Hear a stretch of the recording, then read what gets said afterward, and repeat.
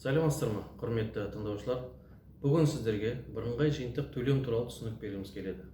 Бірыңғай жиынтық төлемді төлеушілер өзін-өзі жұмыспен қамтыған азаматтар төлейді. Яғни өз үйінде отырып түрлі өнімдерді әзірлеп соны сатып, тоқыма өнімдерін әзірлеп сатып, тамақ өнімдерін әзірлеп сатып, немесе мал шаруашылығы, егін шаруашылығы өнімдерін әзірлеп соны сатып, өзін-өзі жұмыспен қамтыған азаматтарды айтамыз.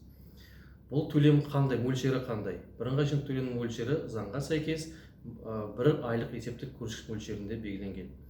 Және қала тұрғындары үшін бір айлық есептік көрсеткіш мөлшерінде төлейді. Оның көлемі 2917 теңге, ал ауылдық елді мекеннің тұрғындары 0,5 айлық есептік көрсеткіш мөлшерінде төлеуі тиіс.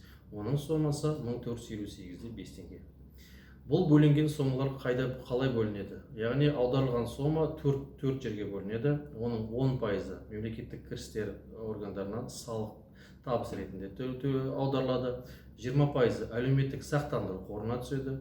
30% зейнетақы жинақтаушы қорына түседі. Және 40% әлеуметтік медициналық сақтандыру қорына түсетін болады.